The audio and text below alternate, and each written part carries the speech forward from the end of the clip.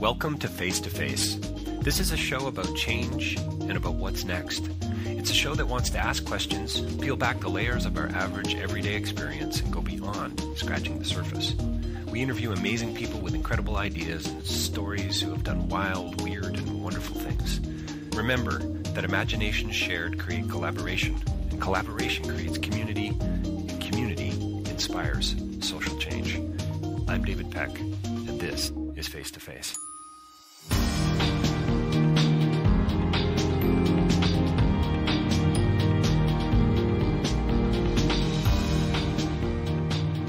So my next interview is with Agnieszka Holland. She's a filmmaker who has been working for many, many years and does not shy away from difficult issues. This is a film about pushing back. This is a film about oppression. It's a historical piece. It's a period film starring Peter Sarsgaard, James Norton, Vanessa Kirby from The Crown. You'll know these actors.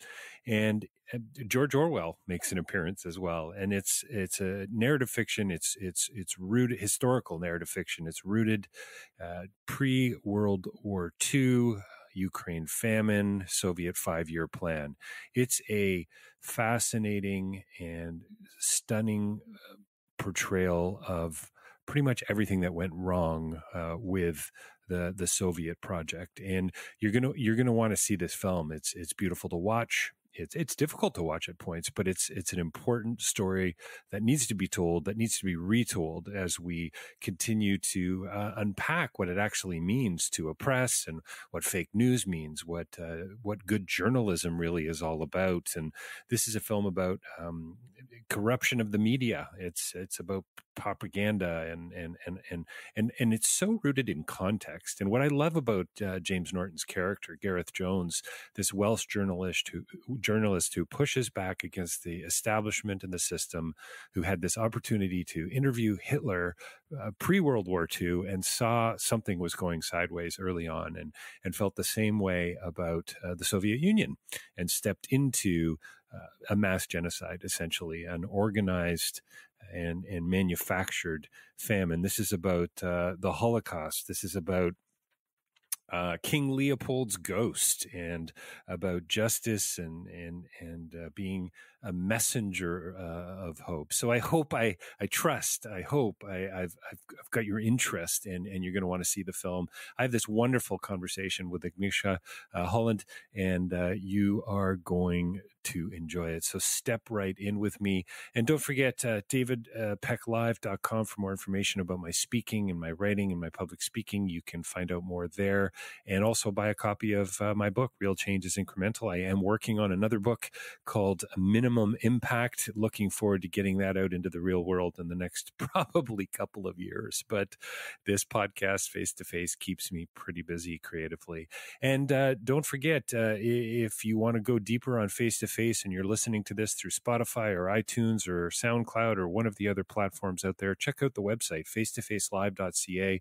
Over 510 interviews. Hot Docs was a real treat for me this year of some real I was going to say winners, but real gems that stand out. And I've got a couple coming up in the very near future. So look into facetofacelive.ca. If you want to advertise with us, people are starting to do that. You can reach out.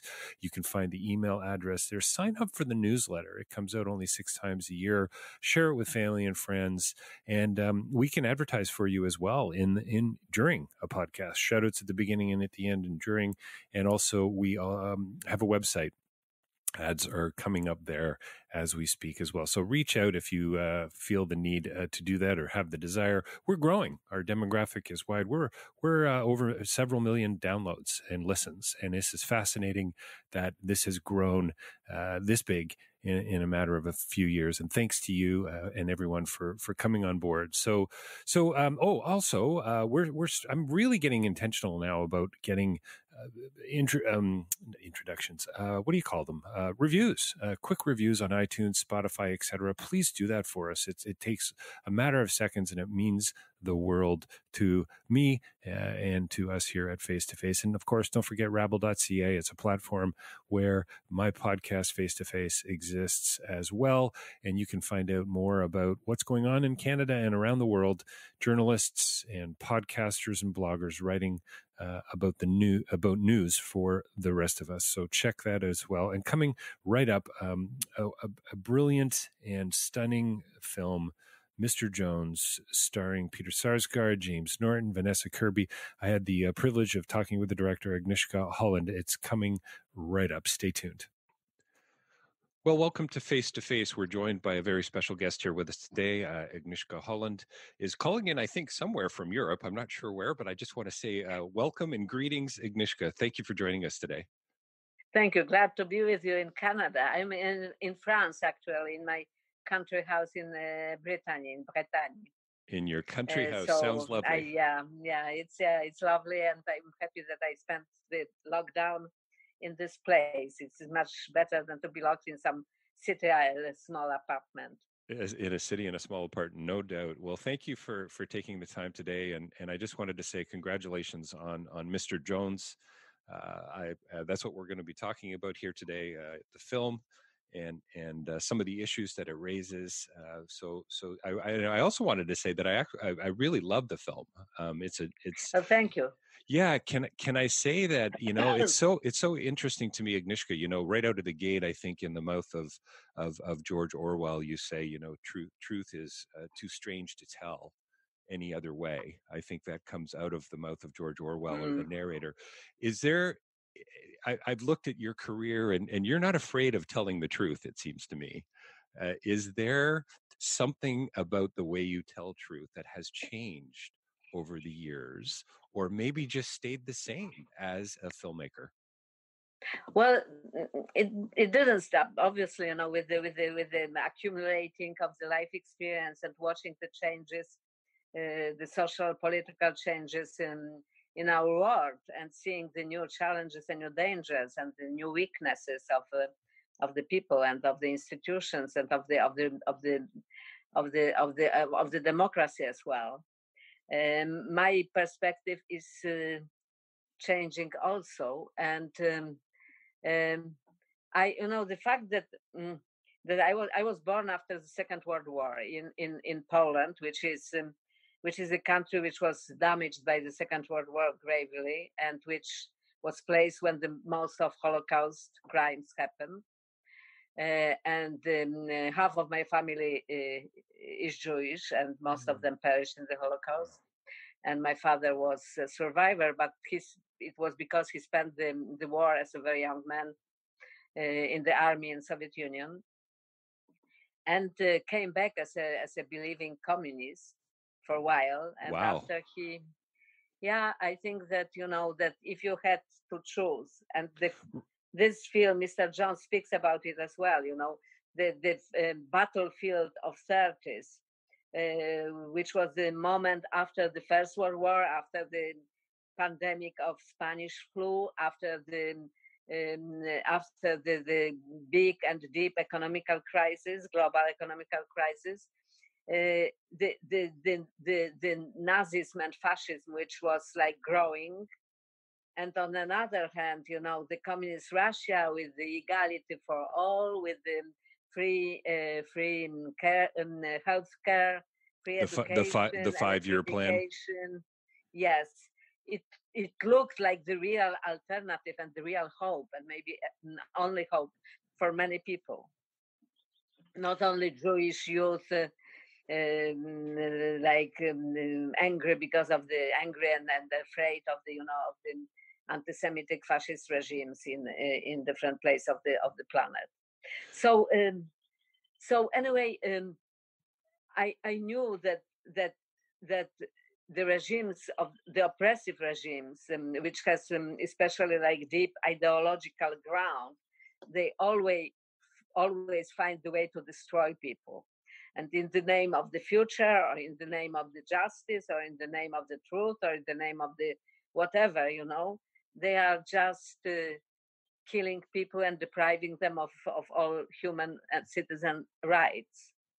So I know about it. I lived through that, and I had the hope that those disasters of 20th century have been so profoundly terrible that the humanity will learn something from that. and that some change will come, and some change certainly came. The institution like European Union is the fruit of this change, I think. The need of collaboration and some solidarity and the things like that. But in the same time, we are feeling that if the Second World War and all the disasters of first part of the 20th century, I mean, the vaccination against the evil, this vaccination apparently evaporated. And now we are a little or a lot, I don't know yet, in the very similar place like the Europe was in the middle 30s. And certainly the media and the corruption of the media and the polarization of the media and the fact that the media are serving more one or other political or ideological agenda than the facts and truth makes this kind of the growing populist regime more possible and easier to spread and to win. Agnieszka, it sort of sounds almost like you're talking about today. I think it really is fascinating that a film, that clearly a story that needs to be told more often. That was another question I wanted to ask you. I mean, maybe before we kind of relate it to today's world, because I think it's very easy to see with what's going on in the world with fake news or this whole notion of what fake news even is and oppressive regimes. And isn't it wonderful? I mean, has humanity actually really learned anything, I guess? Is the bigger question. For a while, I think that you need to repeat the vaccination over and over again. But of course, it's a lot of things which are similar, and the questions about journalism and media and use of the media for propaganda means, it is very relevant, and it was one of the reasons I wanted to make this movie, because I found that from the distance you see clearer the things which we are having around all the time, and and with the speed of the new informations and the new events, it's very difficult to have to have the distance and to understand deeply what's going on and where the real dangers are today. So when we are looking at the past, which is not the past really, which is not dead for sure, you see it clearer, and you can probably to be alarmed somehow also for our contemporary situation. Why is this a story, Agnieszka? Why is this a story that I certainly have heard of before? I've heard of Stalin's famine. I've heard of the severe genocide that occurred in large parts of Europe and Russia and so on, of course China, but we don't hear much about this story. I mean, it's the first time, honestly, I've heard of this Welsh journalist, Gareth Jones, and the implication that maybe he spoke into George Orwell's Animal Farm, just marvelous. And I love the truth that's embedded in that narrative. Can you talk a little bit about the storyline and why isn't it that I'm getting on. I'm going to be 55 in September. I'm a pretty educated guy. We haven't seen many films about this. We haven't seen many books about this. Can you tell us why? You are. I think that you are a very educated man, because the most of the people I'm talking to and also the journalists and film critics, don't speaking about regular audience members. They never heard about about the famine, the Ukrainian famine, neither Chinese famine, which was some kind of the repetition of the similar mechanism multiplied by Chinese quantity. Yes, yeah. So the people like forgot and forgive somehow the communist crimes against the humanity. The Nazi crimes, the Hitler's crimes, Holocaust especially, it entered like global conscience, and the communist crime didn't. And with the moment when one of the reasons was that the opinion maker in the Western world didn't want to talk about it too much, because it was always the communists had some like hope for them, even when they knew about the crimes. They didn't want to, like, it wasn't popular to speak about it. After it was changing slowly, after Archipel Gulag by Solzhenitsyn, after 68 in Czechoslovakia, when the tanks came, before Hungary, after when the Solidarity movement was born in Poland and the martial law, it was changing slowly, but it was never deeply. For example, I had the experience when I was in 80s, I was political immigrant in France.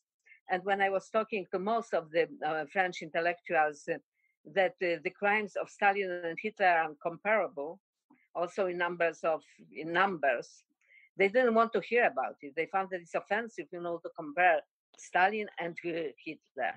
And in reality, it is not. They had different ideology, but they've been copying practically from each other, the methods how to break the people's freedom and will. And different methods, Agnieszka, but massive crimes against humanity. Yes, it means for example, the concentration camps, Hitler learned from Stalin, because the camps in Soviet Union started in 2030s. It was really already pretty big thing, and Hitler was apparently also even sending somebody, to know how to do it. So of course we had it also before in Congo. It was King Leopold, etc. It means in the invention of evil, we are very skilled as a humanity. But they've been pretty close, and they've been ally for a while, and after it was the competition about who will lead the war, and then the question of the land and everything, which pushed Hitler. Thank you God, because without Hitler going to Russia, to Soviet Russia, and finally perishing somehow in after Stalingrad, probably Europe would be in a different place for many years. Probably the victory with Hitler will be much more difficult. But anyway, another reason why it was not good to speak about it is because Stalin was an ally, and because of Stalin and because of the blood of 20 million Soviet soldiers, the Europe survived and won the Second War. And the capitalism, it was never very popular as an idea and as a praxis in the world of Western left. Right. And most of the opinion makers and intellectuals have been or left or liberal left, and they didn't they didn't want to talk about the darkest pages of the history. And after, when the Iron Curtain fall down, it seemed like the past, that chapter is closed and no one is coming back to that. And I found it unjust because of the victims also, because they remained forgotten and nameless and voiceless, but also because you can learn something only when you are speaking about it and analyzing it, when you empathize with that. You get wonderful performances. Peter Sarsgaard and James Norton, Gareth Jones's character, so Ada as well, her character. I mean, just wonderful stuff, and gorgeous cinematography as well. Draws you in. Truth can be told no other way, it seems to me. I so love that line. You sort of position the two of the characters. You get the truth out of Gareth, and you get the worst out of the character of Durante. How is it? How is it? Manichaean. Yeah. Well, exactly. And you mentioned King Leopold, and so here we have King Leopold's ghost essentially in the Congo. Here's a man who maybe is responsible for 15 or 20 million deaths, from my understanding. Mark Twain's essay, and Adam Hochschild, the historian, he never even visited the country, Agnieszka. He never even went to the Congo, and yet was how do we? I have a hard time, and after 500 interviews on my podcast of interviewing people like yourself, storytellers, people who are trying to change the world, how do you end up with Gareth Jones on the one hand, this man who said to Ada, I have no agenda, I just want the truth. And then you have Durante's character that's more interested in his parties and his power. It's just fascinating to me that we have this huge moral gap, if I can put it that way. Well, and I think that it's actually quite easy to explain and understand these evil characters. They are corrupted, or they are too narcissistic, or they are too sure of themselves, or they think that they have the dream and that their dream are worth the humans' lives. It's different, like reason why sometimes there are psychopaths, and psychopaths are very interesting on the screen, as we see. And the good people, or the just people, or the people who have this gene of justice and courage, they are difficult to capture. They are holding inside some big mystery, which for mediocre majority it's difficult to understand how it happened. Then one human being accepts anything and is selfish and self-centered, or even bad, even criminal, and another human being is able to risk his life or to sacrifice his life to help others, or to find the truth, or to fight for the justice. So I was always fascinated by those characters, and I don't have the answer, frankly. I'm calling it gene, that somebody is somehow born with gene of this. Well, I love the way that you and the writer put into Jones's mouth near the beginning of the film, I have no expectations, I just have questions. And isn't that what we need to be doing more of, having conversations like the one you and I are having right now, after watching films like this, after reading history, Adam Hochschild, and stepping into a past that we aren't familiar with, having a conversation and hopefully asking some new questions. Yeah, I think I'm myself, many times in my life, when I did some irrational decisions or dangerous decisions, I understood that I did them out of curiosity, that I was curious what will gonna happen if I will make this step into this direction, even if it's dark inside. And I think that Gareth was led by the curiosity and ambition. He was pretty ordinary. He's extraordinary because he was very bright and very, and very vocal, and very, and very well educated, and with a great instinct for the politics, for the, as an analyst. But in the same time, he was ambitious, curious, ambitious young man who wanted to discover something, or see something, and have the answer to the questions other people were unable to answer or unwilling to answer. And only when it took him to this Ukrainian countryside, where he discovered the horrors of the famine, something happened with him, and he became the messenger for this tragedy. And the feeling of the duty and responsibility was so strong that after it wasn't curiosity, it was the mission.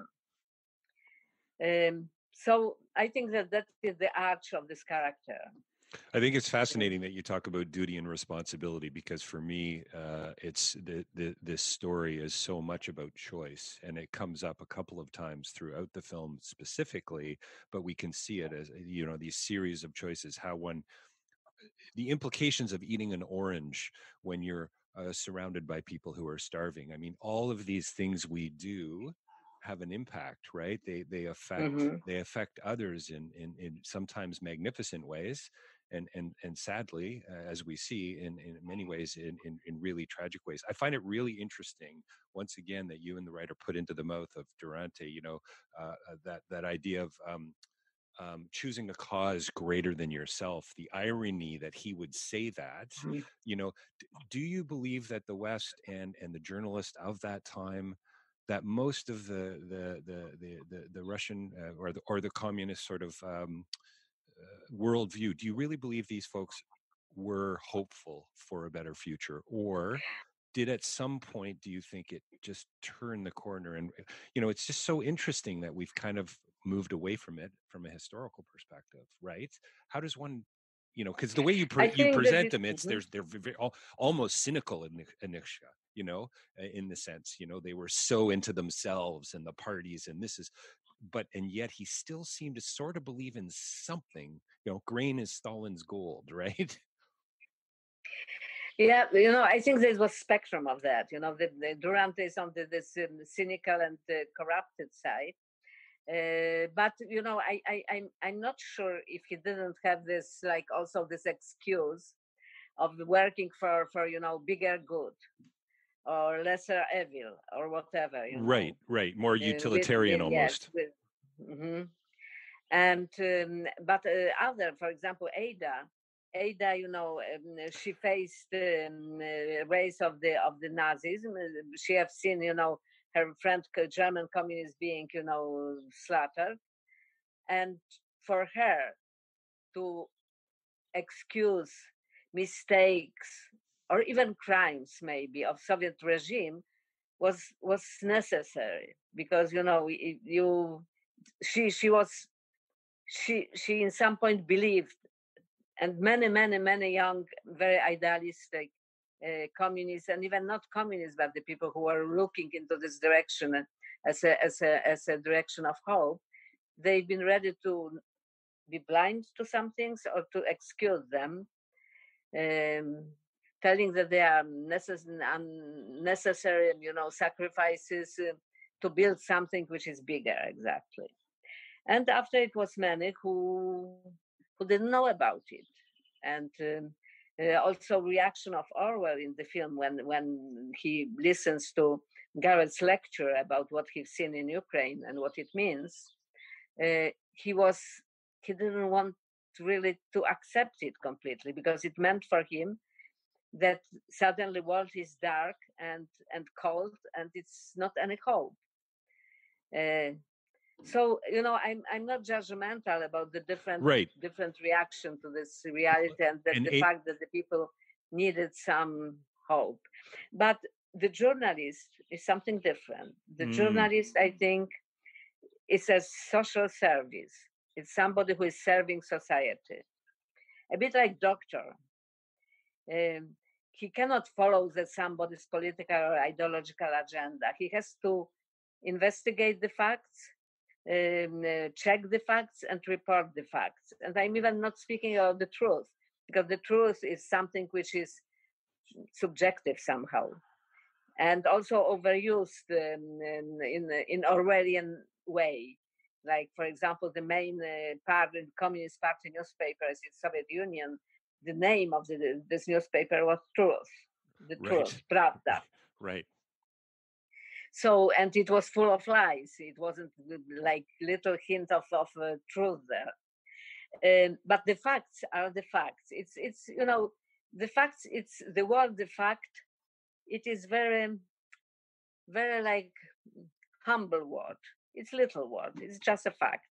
But in the same time, it's probably the most important for the journalists, for the honest journalists. And it what you know, what Gareth was doing. And I think what the journalists have to do. They are not here to judge who is right, who is wrong, in this or another agenda. They have to see what it means for the reality. And I spoke about the doctor, because the doctor at Sarsgaard, for example, he he he his like duty is to help people and to heal people, not to analyze if this person is right or wrong, or maybe, you know, it is. And I think in such a humble way about the essential journalism and the duty of the media. Of course, after you have, you know, commentary, you have interpretations, you have theories, you have opinions, you have a lot of things which also make the journalism. But this initial freedom toward the facts and the honesty toward the basic facts, it's essential to make the journalist also credible, because what we are living through now is that you don't have the credible journalists, very few of them. Everything can be interpreted, and then with the polarized societies like this, in the United States or in UK today, or in Poland or in Hungary, uh, the medias are divided on the medias who are following this or that agenda. We are searching for the truth in American television. We are watching Fox News, and they present one truth. And after you are watching CNN, it's completely different truth. And this common ground of trust disappeared. And that is tragic. I think that without this kind of the journalism, the democracy will not survive. Do you make movies? Do you make films? Do you tell stories because you still have hope? Well, I am like practicing hope, but I'm not sure if I have it really. Yeah. Oh, wow, that's fascinating. So you may not have it, but you're still practicing it. That is an amazing comment to make, and unfortunately, we've got to wrap up the conversation in about 1 minute. I just want to say, Agnieszka, I feel like I should be sitting in a class of yours on political science and social philosophy, I would love to talk ethics with you for hours. It's just I'm going to go back. I'm going to watch everything you've made. I feel it's been a real pleasure chatting with you, and honestly, I hope everyone sees this film from a cinematic perspective, from a historical perspective. I mean, this is a film about indifference, and it's about corruption and power and obsession and the human spirit. I mean, it's the power of one too. I mean, I got to tell you, I felt like I was with Gareth on the train and walking through the snow. I mean, you pulled me in that much, and so I hope and I trust that if and when I find myself in a situation such as that, I would behave in a similar way. And I think that's wonderful that you were able to pull that out of me. So again, congratulations on the film, and thank you. And I'll look forward to your next film. Thank you very much. It's ready already, the next one. So oh wow, hopefully, yeah. You aren't fooling around. Thank you so much. We've been talking I will slow down a bit now. You will slow down a bit now. Yeah. That's looking to the sun. Thank you very much. Probably a good idea. It was pleasure chatting with you. Thank you. Thank you. We've been talking with Agnieszka Holland today here on Face to Face. Thanks so much, Agnieszka. Take care. Bye. Bye-bye.